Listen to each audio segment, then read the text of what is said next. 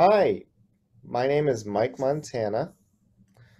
I am an MD PhD anesthesiologist at Washington University in St. Louis, and I'm going to talk with you guys today about paths to a career in pediatric anesthesia and research.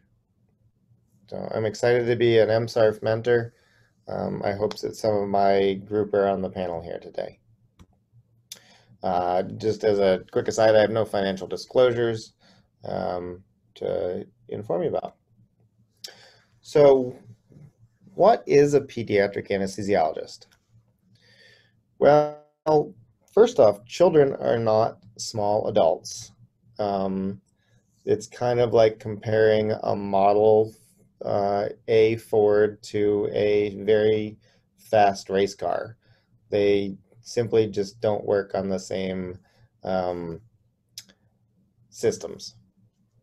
They're built kind of the same, but they're not exactly the same. And so some of the principles that apply to being an adult anesthesiologist, an adult physician, just aren't quite the same for kids.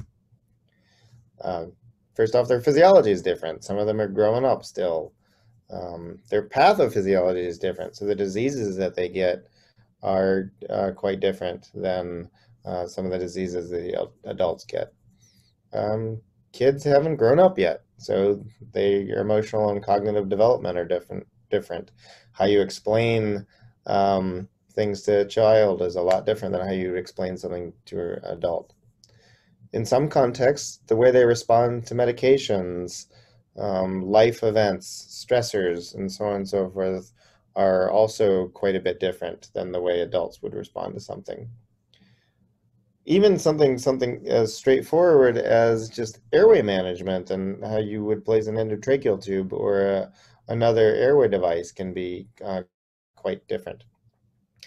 Establishing IVs in children can be different than in adults, and it can be challenging for different reasons than in adults. And as we talked with regarding the emotional and cognitive development, the ability to communicate with a child is different, especially with a very young child, than it is with an adult. Some of you probably have children. Many of you will have children during residency or after residency. The having a child is a defining moment in your life, and if you don't have a child now, you'll understand just how much harder it is to talk to them sometimes than it is to talk to some of your adult friends. Um, so again, that kind of sums up some very high level picture things. But what is really a pediatric anesthesiologist? Well, we care for children, and we also care for adults who have pediatric related problems throughout their lives. So when you turn 18, it doesn't mean I stop taking care of you. If you have a pediatric related problem that you grew up with, I continue to care for you. So, a lot of the fun of being a pediatric anesthesiologist is you get to take care of healthy children who really just need one surgery or one procedure that'll fix them for the rest of their lives. And you can spend a half hour with them and really meaningfully impact them. Some of the less fun days are when you're taking care of really sick children who need much more complicated surgeries. But that's part of the challenge of the specialty, and part of the things that I really value about it is that you're really helping children who, again, have a long time, hopefully, to live, and who you can look after. You do also have kind of two sets of patients to look after. You've got to take care of the patients, and you also have to take care of their parents. Because parents are stressed out when their children are having surgery.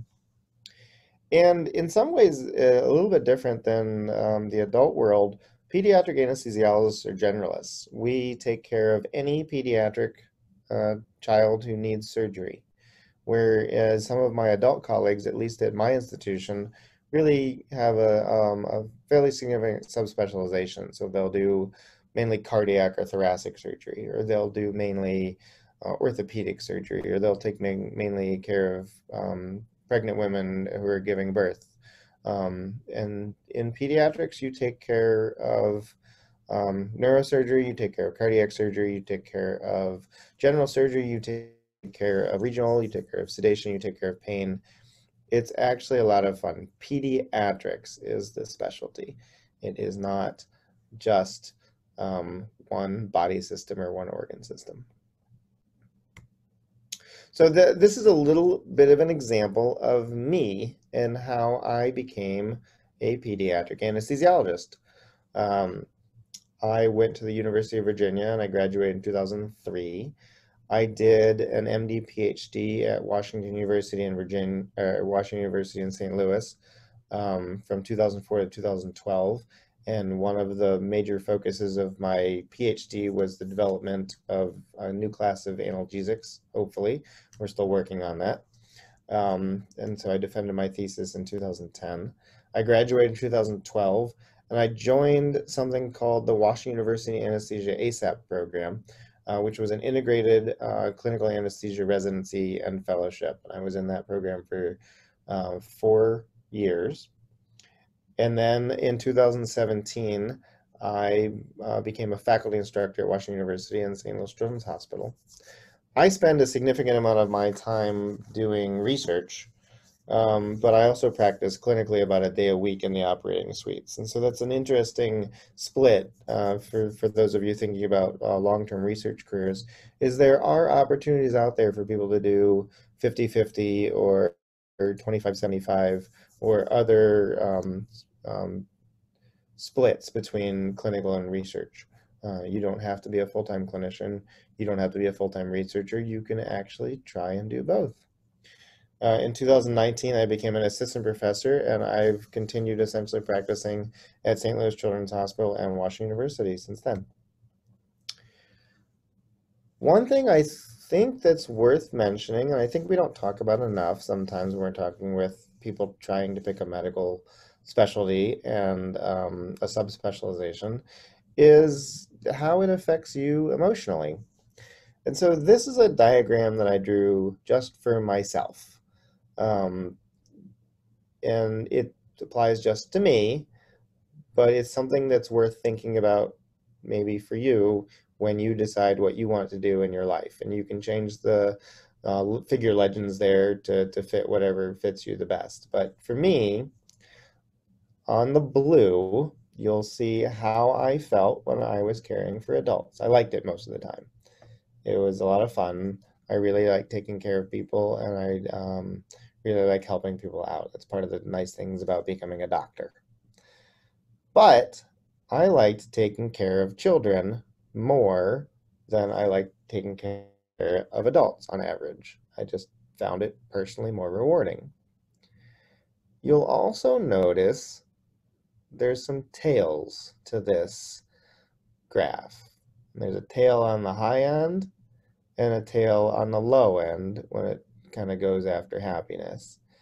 And the bad days for me in pediatrics are a lot worse than the bad days in adult medicine.